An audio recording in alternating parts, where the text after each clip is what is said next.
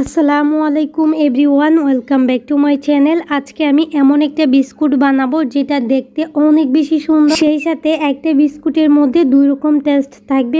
বিশ্বাস করতে পারবেন না, এই বিস্কুটগুলো এত বেশি মজার হয়, একবার বানালেই বুঝতে পারবেন। সেই সাথে এগুলা কিন্তু একদিন বানিয়ে প্রায় মাস জুড়ে সংরক্ষণ করে রাখতে পারবেন।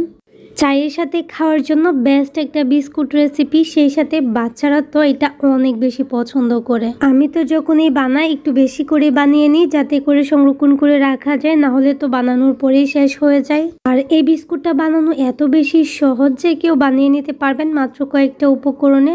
তাহলে চলুন আর কথা না বাড়িয়ে শুরু করি আজকের নতুন রেসিপি। নাস্তাটা বানানোর জন্য ফার্স্টে একটা মিক্সিং বোল নিয়েছি, তার মধ্যে নিয়ে নিচ্ছি 1 কাপ রেগুলার রান্না করা সয়াবিন তেল। আজকের এই বিস্কুটটা তৈরি করার জন্য কিন্তু কোনো রকম পানি অথবা ডিম দিব না, শুধুমাত্র তেল দিয়ে একটা ডো তৈরি করব। তার মধ্যে দিয়ে দিচ্ছি চিনি 1/2 কাপ।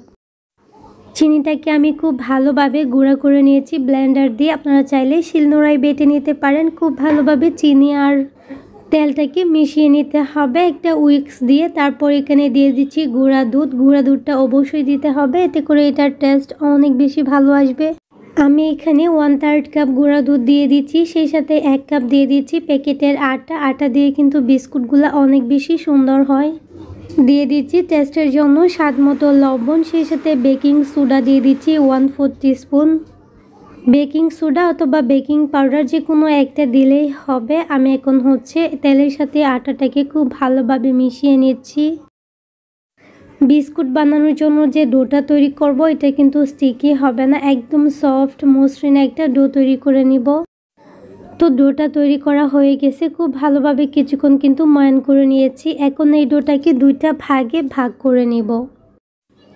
এখন একটা লেচি কিন্তু আমি একটা পাশে রেখে দিচ্ছি, আর একটা পাত্রে আমি আরেকটা লেচি নিয়ে নিচ্ছি। আর এই লেচির মধ্যে আমি কিছুটা কোকো পাউডার দিয়ে দিচ্ছি, আমি এখানে 1/4 কাপ দিয়েছি। এখন খুব ভালোভাবে লেচিটার সাথে মিশিয়ে নিব।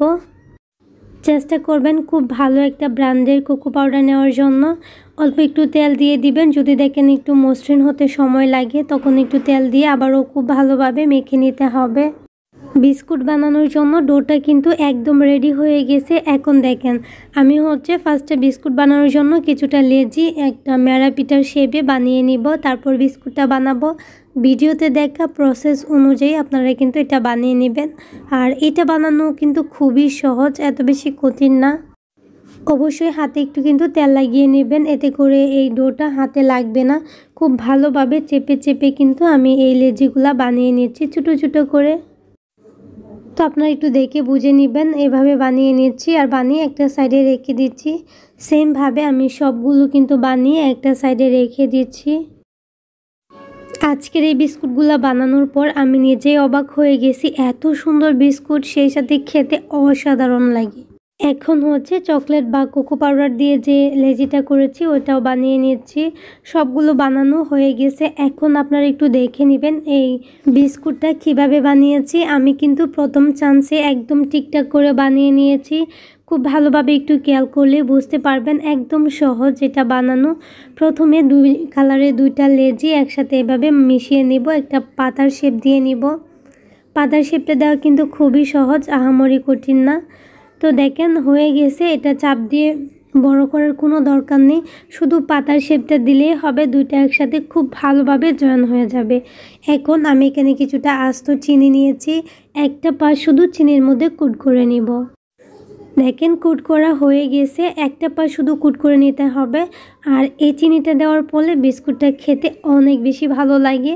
এখন যেটা করব, আমি একটু ডিজাইন করে নিব একটা নাইফ দিয়ে।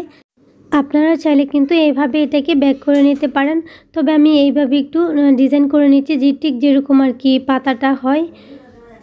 তো দেখেন এই কাজটা করার কারণে বিস্কুটটা দেখতে একদম হুবহুব পাতার মতো দেখা যাচ্ছে। সবগুলো বিস্কুট কিন্তু ঠিক এভাবে বানিয়ে নিয়েছি। এখন আগে থেকে একটা স্টিলের বাটিতে আগে থেকে আমি তেল ব্রাশ করে একটা পেপার কাটিং করে দিয়ে দিচ্ছি। আর এটা অবশ্যই দিতে হবে, যদি হাতের কাছে বাটার পেপার থাকে তাহলে দিবেন, না হলে আমার মতো এরকম যে কোনো সাদা যে পেপারগুলো আছে ওগুলো এভাবে রাউন্ড করে কেটে দিয়ে দিবেন। এখন আগে থেকে চুলায় একটা প্যান বসিয়ে দিয়েছি আমি, একদম নষ্ট যে প্যানগুলো আছে ওইটা বসিয়ে দিয়েছি। একদম মোটা যে তলানিযুক্ত পাত্র আছে ওইটাই কিন্তু লাগবে। ফ্রি হিট করে এটার মধ্যে একটা স্ট্যান্ড দিয়ে বাটিটা দিয়ে তারপর ঢাকনা দিয়ে ঢেকে আমি 40 থেকে 50 মিনিটের মতো এটাকে কুক করে নেব। আর পুরো সময় ধরে চুলার আঁচটাকে কিন্তু একদম লোতে করে রাখতে হবে। যদি চুলার আঁচটা বাড়িয়ে দেন নিচে থেকে কিন্তু একদম পুড়ে যাবে। 40 মিনিট পর দেখেন এগুলা খুব ভালোভাবে হয়ে গেছে, সেই সাথে ফুলে কিন্তু বিস্কুটগুলো ডাবল হয়ে গেছে, উপরটা একটু ফেটে ফেটে গেছে আর উপর সাইডটা একটু নরম বোঝা যাবে, কিন্তু ঠান্ডা হওয়ার পর একদম শক্ত হয়ে যাবে। আমি ঢেকে 5 মিনিট রেখে দিয়েছি, তারপর ঠান্ডা হওয়ার পর আমি এগুলাকে মোল্ড আউট করে নিয়েছি। মাশাআল্লাহ, আমার এই বিস্কুটগুলো এত বেশি সুন্দর হয়েছে, আপনারা একটু দেখেন, নিচ দিয়েও কিন্তু একদম ঠিকঠাক আছে আর উপরটাও অনেক বেশি ক্রিস্পি হয়েছে। তো সবগুলা বিস্কুট আমি সেমভাবে বেক করে নিয়েছি। আর গ্যাসের চুলায় আপনারা চাইলেও কিন্তু এভাবে বিস্কুট বানিয়ে সংরক্ষণ করে রেখে দিতে পারেন, তাহলে কিন্তু বাহির থেকে আর বিস্কুট কেনার দরকার হবে না। আর বিকেলের চায়ের সাথে খাওয়ার জন্য বেস্ট একটা বিস্কুট। আর বিস্কুটগুলো কতটা সুন্দর হয়েছে দেখে নিশ্চয়ই বুঝতে পারছেন। আপনারা যদি এটা বাসায় ট্রাই না করেন আমি বলবো এটা বিশ্বাসই করতে পারবেন না কতটা মজার হয় আর দেখতেও অনেক বেশি লোভনীয়। অবশ্যই একবার হলেও বাসায় বানাবেন। একদম সহজ আর ভীষণ মজার একটা বিস্কুটের রেসিপি, একদম সহজ রেসিপিতে শেয়ার করার চেষ্টা করেছি। আশা করছি আপনাদের খুবই ভালো লেগেছে। তাহলে আজকের রেসিপি এই পর্যন্তই। সবাই অনেক ভালো থাকবেন, সুস্থ থাকবেন। আল্লাহ হাফেজ, আসসালামু আলাইকুম।